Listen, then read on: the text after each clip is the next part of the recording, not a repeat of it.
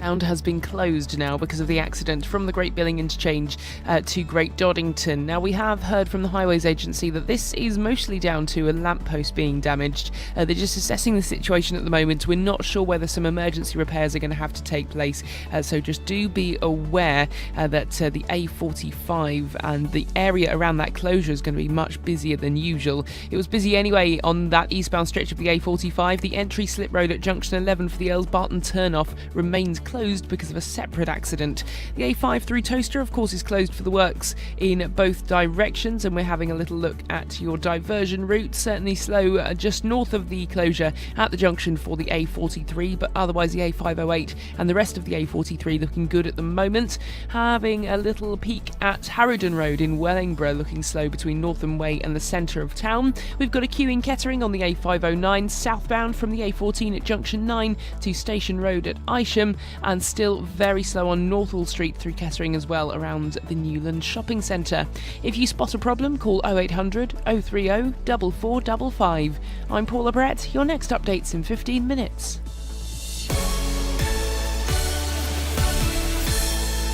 Back to Tom then, who is spending the morning with some, future scientists, future engineers at a special race meeting at Rockingham Speedway in Corby. And when I say special, there are people from all over the world. Tom was speaking to a lady from Poland in the last half hour, and I expect you've got another load of people with you now, Tom.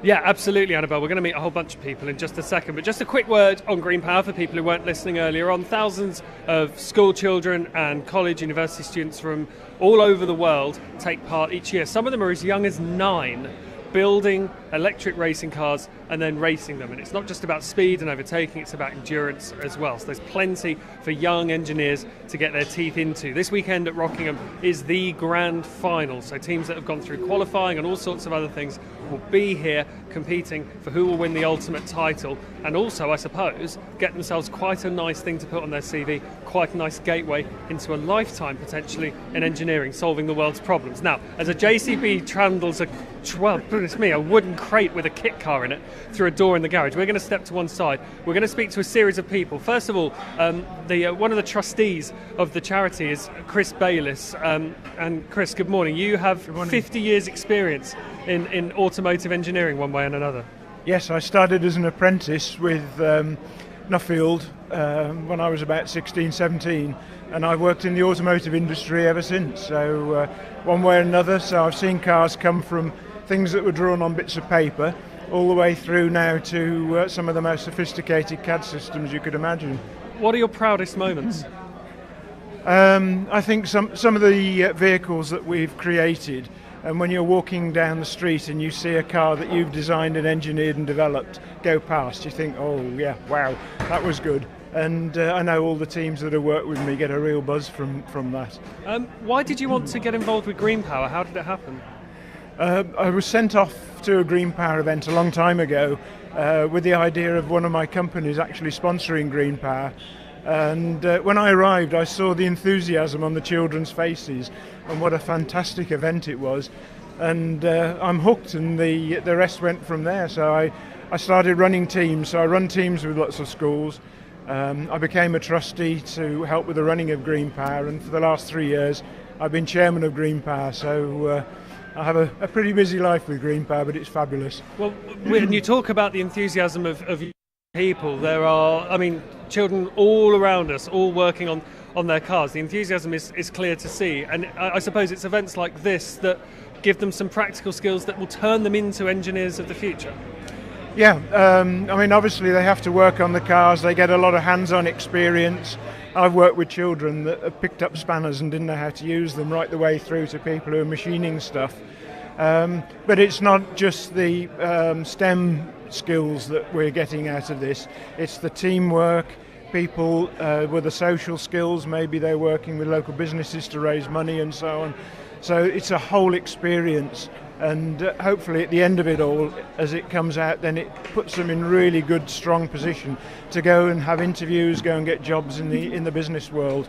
Well, let's meet one of the teams and one of the young people who's helping to make that happen. Paula Lecker is working on developing a young workforce for West College Scotland. They do an outreach programme in various schools to build a team and get people onto the team. Emma Gormley is one of their team members. Paula, first, the outreach programme, you were telling me before we went on air, has kind of supported young people who otherwise might have kind of fallen through the gaps of the education system a bit. Yeah, basically we've created the programme for young people who school traditionally wasn't for them. So it's young people who prefer to learn through practical experience. So the traditional model education in Scotland is not something that they sort of buy into. So maybe young people who don't go to school but they're really, really engaged in this programme. And one of those people is Emma Gormley. Emma, how was your experience at, I guess, traditional school settings before you got involved in this? I didn't enjoy school because it's not something that I would have partaken in, because I prefer to learn, and I learn a lot easier with my hands than sitting in a classroom. And it was all for me, and it's really branched out for me, and I've become more confident, and it's shown me what I want to do in my life.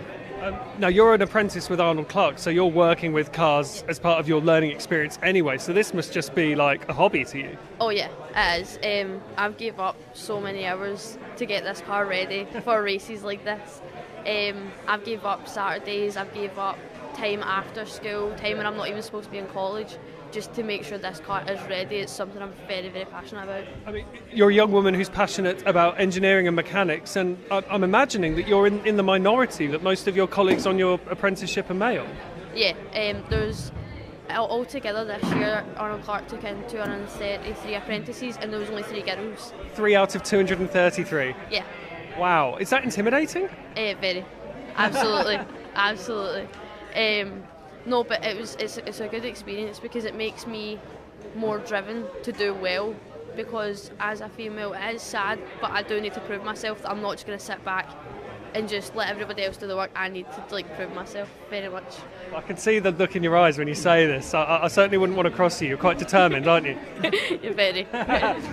Paula, you're smiling and nodding. I mean, people like Emma are clearly great ambassadors for your programme, but also for women not thinking certain careers are off limits to them. Yeah, definitely. And the 3 girls on the Greenpower team, they've basically inspired more females to take up engineering through Arnold Clark. We've worked with Dare to Be Different, and the 3 girls on the team are now Dare to Be Different advisors, basically helping more young people in primary schools, more young females to say, right, wait a minute, I can do this and you can do it too. I mean, Emma, has it built your confidence? Are you a more confident woman now than you were before the start of this? Oh yeah, before this I'd be sitting in the corner not talking or looking at anybody. I wouldn't be doing anything like this, and throughout all because like Chris said, it is more like a business, so I had to go out and talk to businesses, and I had to give 2-minute pitches in front of 100 people to try and raise money, so it has really brought my confidence up a lot. Can you win this weekend?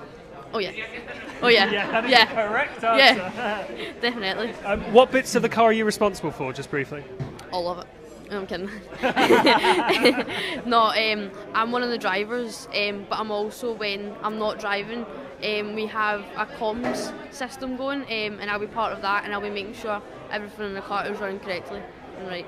Well, look, I'll be rooting for you. Good luck this weekend. Thank you for talking to me. Thank you. And thanks to Paula as well. Chris, I just wanted to finish with you. You're kind of grinning and nodding eagerly at what Emma was saying. She's just a walking, talking example of what this is all about. It's absolutely fantastic, and I've worked directly with quite a number of children, students, who've ended up in really good positions. And the confidence they gain from this when they go for a job interview or go into business makes such a difference. In my companies, if I see somebody that has come from this sort of activity, they go up the list basically, because you know full well, you heard Emma saying that she